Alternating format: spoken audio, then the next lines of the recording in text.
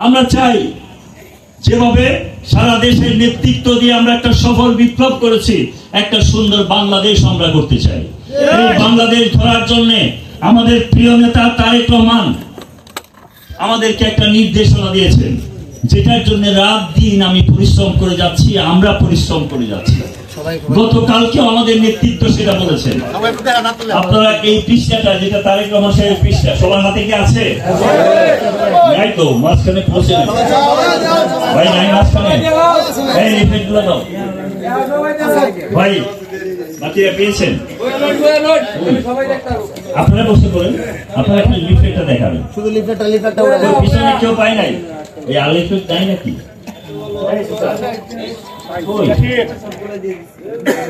আচ্ছা ঠিক আছে, যতটুকুই আছে। আমরা এই লিফলেটে দেখেন আমাদের প্রিয় নেতা 31টা দফা দিয়েছেন, 31টা দফা কর্মসূচি দিয়েছেন। আমরা এই বাংলাদেশটাকে কিভাবে পরিচালিত করব? অতীতে রাষ্ট্র পরিচালনা করতে যেয়ে অনেক সময় আমাদের ছোটখাটো ভুল হয়েছে, সেই সমস্ত ভুলগুলোকে শুধরিয়ে আমরা 31 দফা কর্মসূচির মধ্য দিয়ে আমরা বাংলাদেশকে পরিচালিত করব। এর মধ্যে উল্লেখযোগ্য যে কর্মসূচিটা আছে, আমরা প্রতিটা মানুষের গ্রামীণ কার্ড করে দেব, স্বাস্থ্য কার্ড করে দিব, কৃষক কার্ড করে দিব। এইটার একটা কার্ডের মর্ম আমি শুধু আপনাদেরকে বলে শেষ করতে চাই। গ্রামীণ কার্ড যেটা থাকবে, আমরা যারা আছি এখানে প্রতিজন যারা যুবক হয়েছেন, 18 বছর উপরে হয়েছেন, তাদের কার্ড যারা করবেন, তাদের এটার মধ্যে উল্লেখ থাকবে আপনার সন্তান কজন, আপনার জমি কতটুকু, আপনার ফার্ম আছে কিনা, আপনার দোকান আছে কিনা, সবকিছু আমরা উল্লেখ করবো। তাহলে আমরা যে কাজটা করতে পারবো, এই কার্ডটার মধ্য দিয়ে আপনার যখন সারের দরকার পড়বে, সেই সারের ব্যবস্থা আমরা আগে করে রাখবো। যে বীজের দরকার পড়বে, সেই বীজটা আমরা আগেই করে রাখবো। যে টাকার দরকার থাকবে, সেটা কৃষি ব্যাংক আপনাকে ব্যবস্থা করে দেবে। তাহলে আপনি ফসল ফলানোর আগে আপনাকে কি আর টেনশন করতে হবে? আমরা এই আধুনিক পদ্ধতি আমাদের নেতা তারেক রহমান ইতিমধ্যে প্রস্তাব করেছেন, আমাদের সমস্ত কার্যক্রমও চলছে। জাস্ট নির্বাচনের পরক্ষণে আমরা সেই কাজটা শুরু করব। আর বাংলাদেশের মানুষ ইতিমধ্যে ধরে নিয়েছে যে এই দেশের ক্ষমতায় আসবেন এমন একটা মানুষ, যেই মানুষটা 17 বছর 17 কোটি মানুষের ভাগ্যের জন্য কষ্ট করে যাচ্ছেন, যেই মানুষটা দিন রাত পরিশ্রম করে যাচ্ছেন, যেই মানুষটা গতকালকে 3 দিন আগে বিবিসির সাক্ষাৎকারে বলেছেন, আমি এই বাংলাদেশের মানুষের জন্য জীবনে কত কষ্ট করছি তা বলে আমি শেষ করতে পারবো না। শুধু 2-3টার কথা উনি উল্লেখ করেছেন। উনি বলেছেন, আমি একজন সুস্থ মাকে বাংলাদেশে রেখেছিলাম, সেই মাকে আমি এখন অসুস্থ দেখি। আমি একটা সুস্থ ভাইকে রেখে গিয়েছিলাম, এখন আমি সেই ভাইকে লাশ দেখেছি। আমি একটা বাবার বাড়ি ছিল, যেই বাড়ি থেকে উনি মুক্তিযুদ্ধের ঘোষণা দিয়েছেন, যেই বাড়িতে উনি রাষ্ট্রপতি হওয়ার পরেও এই বাড়ি উনি ছাড়েন নাই। রাষ্ট্রপতির বাড়ির ভাড়া ছিল 5 লাখ, যে বাড়িতে থাকতেন তা ছিল 1 লাখ টাকা মূল্যমান। অথচ উনি 1 লাখ টাকার বাড়িতে থাকতেন, উনি বলতেন বাকি 4 লাখ টাকা কুশাগরে জমা করে দাও। সেই বাড়ি একজন সেনাপ্রধানের বাড়ি, যেটা রাষ্ট্রপতি থেকেছেন, সেই বাড়ি থেকে কোনো কথা ছাড়া একটা বলে একজন মানুষকে বের করে দেয়। তখনই আমার আল্লাহ বলেছেন, তুমি একজনকে এক কাপড়ে বের করেছো, আর আমি তোমাকে গোষ্ঠী সহ বাংলাদেশ থেকে বের এবং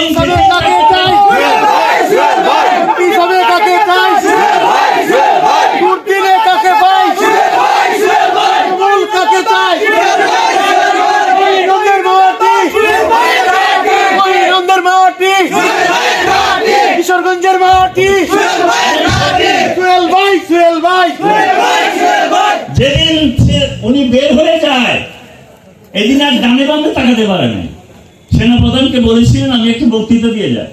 সেনাপ্রধান বলছেন যে, বাবা আমার কাছে আর মাত্র 3 মিনিট টাইম, 3 মিনিটের মধ্যে যদি আপনি মালগাড়িতে না উঠেন, মালগাড়ি মানে হেলিকপ্টারেরও মালগাড়ি আছে। আমাদের যেমন পিকআপ আছে না, কাঁচা বাজারে মাল নেই, আমরা যেমন প্রাইভেট কার চালাই, ওই বিমানেও এমন মালগাড়ি আছে। কারণ বিমান আনলে বাংলাদেশের মানুষ দেখে ফেলবে, তখন কি হয় সেটা তো বলা যাচ্ছে না। তখন বলছে আপনার জন্য একটা মালগাড়ি এনেছি। উনি জিজ্ঞেস করলেন মালগাড়ি কেন, আমি এটাতে উঠবো কেন? যে ম্যাডাম এটাতে যদি আপনি না উঠেন তাহলে মানুষ দেখে ফেলবে, পরে কি হয় সেটা আর বলা যাবে না। তখন তার ছেলে জয় তাকে ফোন দিল যে মা আর বাড়াবাড়ি করো না, যা হয়েছে হয়েছে, তুমি তাড়াতাড়ি উঠো। উনি উঠে গেলেন, কাপড়ও নিতে পারে নাই, এমন কিছু কাপড় ফেলে দিয়েছে, সেই কাপড় পরে আপনারা তো টেলিভিশনে দেখেছেন। আমি আর এগুলি একটু লজ্জা শরম লাগে, তো মহিলা মানুষ সবকিছুর পরে তো আমাদের বোন ছিল, যেহেতু শেখ মুজিবের কন্যা হিসেবে তো আপাই রাখি। আপা যদি কাপড় না থাকে ভাই হিসেবে তো আমরাও লজ্জিত হই। আপা যদি কুকাম করে দোলের সময় যদি কাপড় পালায়, তখন কি ভাই আমার দোষ? তখন যার দোষ সেই সামলাবে। শ্রীলঙ্কাতে দেখেছেন না কাপড় কিভাবে বাড়াইছে? লাল যে কাপড়টা ছিল, পাবলিক বলছে এটাও খুলতে হবে, পরে ওই মন্ত্রী সাহেব পানিতে পড়ে বলেছে ঠিক আছে আমি এটাও খুলে ফেললাম, ঠিক আছে এবার মাফ করে দিলাম। সুতরাং শেখ হাসিনা আমাদের নেত্রীকে যে কষ্ট দিয়েছেন, আল্লাহ ওনাকে এর চেয়ে বেশি দিয়ে দিয়েছেন। এখন ওখানে বসে বসে ষড়যন্ত্র করতেছেন কোনোভাবে দেশটাকে আবার নষ্ট করা যায় কিনা। এই জন্য আমাদের নেতা তারেক রহমান বলেছেন, বাংলাদেশের মানুষ যদি ভারতকে ঘৃণা করে, বাংলাদেশের মানুষকে যারা হত্যা করেছে, যিনি যেই মহিলার নির্দেশে আমাদের সন্তানদেরকে হত্যা করেছে, যারা আমাদের ওয়াসিমকে, মুগ্ধকে, সাইদকে গুলি করেছে, যারা আমার শিশু সন্তান ছাদে মায়ের কোলে হাঁটতেছিল, মা খুশি করে বলেছিল বাবা হেলিকপ্টার দেখো। তা আমাদের মায়েরা তো ছোটবেলায় হেলিকপ্টার দেখে আমাদেরকে দেখাতো, ঠিক আছে না ভাই?